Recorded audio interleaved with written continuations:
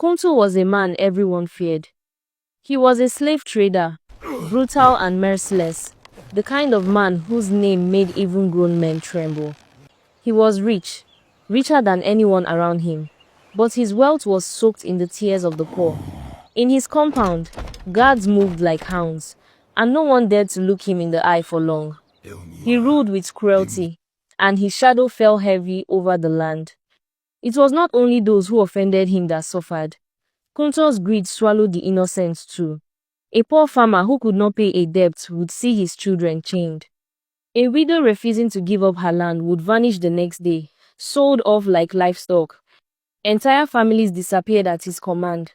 Their cries ignored, their lives traded for gunpowder, cowries, and other European items. He even laid ambushes for travelers, letting his raiders capture them so he could sell them later. No one was safe, not even his own kinsmen. His cruelty was without end. But his son, Kunta, was different. Where the father's heart was iron, the son's was tender. Kunta hated the chains, the screams, the sight of men and women locked in the dungeon behind his father's compound. At night, when the guards grew careless, he sometimes sneaked in to free a captive or loosen the ropes on their wrists. Sometimes he succeeded, and the captives fled into the dark. Other times he was caught, and then the punishment was brutal. He was beaten until his body burned with pain, locked up for days without food. Kunt endured it all because no punishments could crush the hatred he carried for his father's trade. There was one more thing that made his father's anger burn hotter. A girl. Her name was Ifedi. She was quiet and beautiful in a simple way, her presence enough to make Kunta's heart restless. But his father had warned him never to be seen with her.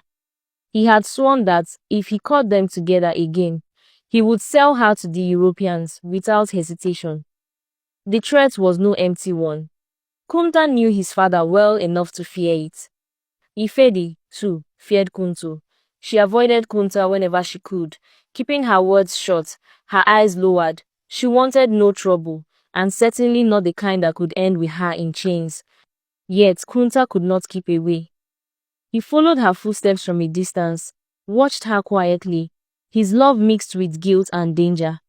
One evening, Ifedi returned from the stream, balancing a clay pot on her head, her wrapper damp against her legs. The path was quiet. The only sound was the rustle of leaves and her steady footsteps. Kunta followed her from behind, his chest heavy with longing and defiance. He knew he was risking everything, yet he walked on, refusing to let her go. Then the silence broke. From the bend in the path came the heavy tramp of feet, the murmur of deep voices. Kunto appeared, flanked by his guards, their eyes sharp, their spears gleaming in the dying light. He stopped when he saw them, his son trailing after the girl he had forbidden. Ifedi froze, the pot trembling on her head. Kunta's breath caught in his throat. The air grew heavy, and the guards stood still, waiting for their master's command. Kunto's gaze fell on them, dark and cold. His promise hung in the air like a blade.